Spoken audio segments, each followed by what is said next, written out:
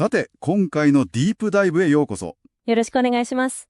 今日はですね、共有いただいた資料をもとに、韓国で生まれて、世界に広がった思想書、ウォリガン論。日本語では原理講論ですね。この世界にちょっと飛び込んでみたいと思います。はい。この原理講論ですが、資料を見ると、1957年に初版が出て、66年に増補版。で、94年の時点ですでに韓国内で107万部。ほう。さらに34言語に翻訳されてて、161カ国に伝わっていると。いや、すごい広がりですね、それは。韓国発の思想書としては、これは驚くべき広がりですよね。ええ。で、今日のミッションとしては、このテキストが提示する、革新的なアイデア、特にそのユニークな点と、あと、なぜこれほど多くの人に響いているのか、そのあたりの秘密を探っていければなと。はい、ぜひ。早速ですが、まず構成から、前編と後編に分かれてるんですね。そうですね。前編が創造原理とか堕落論、救済論。で、後編が復帰原理に再臨論と。こういう流れですね。ええ、その通りです。で、提供いただいた資料が特に注目している特徴が、大きく3つあるかなと。ほう、3つですか？はい。第一はですね、聖書の、未だ解明されていない部分、例えば人生とか宇宙の根本問題、これに対して非常に革新的な再解釈を試みている点ですね。再解釈ですか？単なる解説じゃなくて。そうなんです。謎を解き明かすみたいな、そういうスタンスです。で、第二に、宗教的な真理と、あと科学的な真理。この二つを何とか統合しようとしている点。ああ、宗教と科学の統合。ええ。そして第三が、これも非常に興味深いんですが、引用思想、ああいう東洋思想と西洋思想を融合させて、なんというか世界統一のための新しい価値体系、これを提示しようとしている点。東洋と西洋の融合ですか。なるほど。では、その革新的な教えに入っていきたいんですが、まず、創造原理。ここでは、神は人格を持っていて、二つの性質。資料には本性相と本形状。つまり、内的な人格と外的な形ですかね。そうですね。はい。それと、本陽性と本陰性。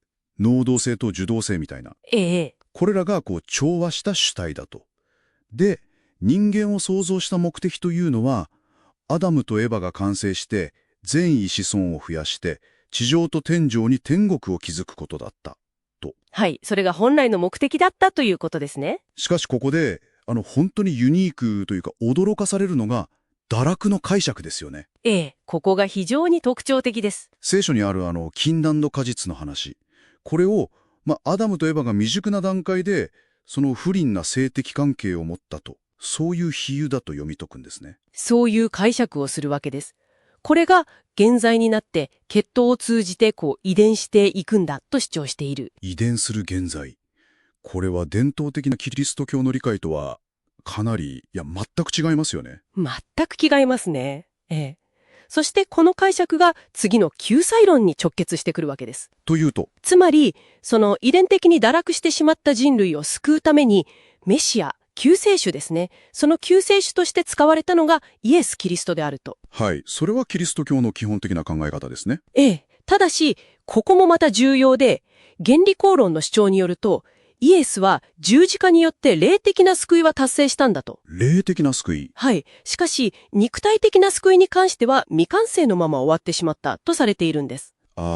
霊的な救いは達成したけど、肉体的にはまだ、と、そういうことですか。そうなんです。イエスの救いが霊的なものにとどまった。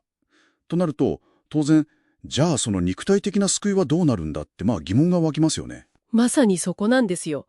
原理講論によれば、その肉的救済を完成させるために、再臨主が再びこの地上に現れる必要がある。と。再臨主ですか。しかもですね、その人物は韓国から現れると。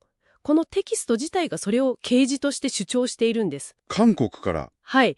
これが伝統的なキリスト教観との、決定的な違いの一つと言えるでしょうね。なるほど。それはまた非常に大胆な主張ですね。神学的な特徴としては他にどんな点が挙げられますか？そうですね。提供資料によれば、伝統的なキリスト教神学と比べて、より徹底した歴史的視点を持っている点が挙げられていますね。歴史的視点。現代を旧約聖書、新約聖書の約束が全て成就する聖約時代と位置づけているんです。過去の時代の、完成形が現代であるというような見方ですね。時代区分みたいなものがあるんですね。聖約時代と。そうです。それからもう一つ非常に重要なのが、人間の責任分担という概念ですね。人間の責任分担。はい。これも資料が強調している点ですが、これによって神の恵み、いわゆる恩寵よりも人間の成長とか努力、そちらを重視する。ふむふむ。そして聖書の解釈そのものよりも具体的な行動、これを重視する傾向が見られると指摘されています。ある意味、自立と神の律法が一体化しているような、そんな考え方かもしれません。なるほど。だから行動がより重視されると、そういうことなんですね。ええ。そしてやはり、見逃せないのが、先ほども出ましたが、韓国を新しい救済史の中心地として、韓国人を、神に選ばれた民として、位置づけている、強調している点ですね。そうですね。その点も非常に大きな特徴です。いやー、今回のディープダイブ、原理公論の概要から、特にユニークな堕落と救済の解釈、そして伝統的なキリスト教との違い、見てきましたけれども。ええ。東洋と西洋の思想統合を目指して、科学との調和も図って、そして韓国に特別な役割を与える。非常に独創的な体系だということがあなたにも感じられたのではないでしょうか。そうですね。聖書の物語をこれほど大胆に読み書いて、しかも科学との両立まで視野に入れて、さらに特定の国、民族に特別な使命感を与える。こうした要素がもしかしたら文化とか国境を越えて一部の人々の心を強く捉える理由なのかもしれないですね。先ほど触れたその東洋思想との融合という点ももしかしたらこのあたりに深く関わってくるのかもしれないですね。なるほどな。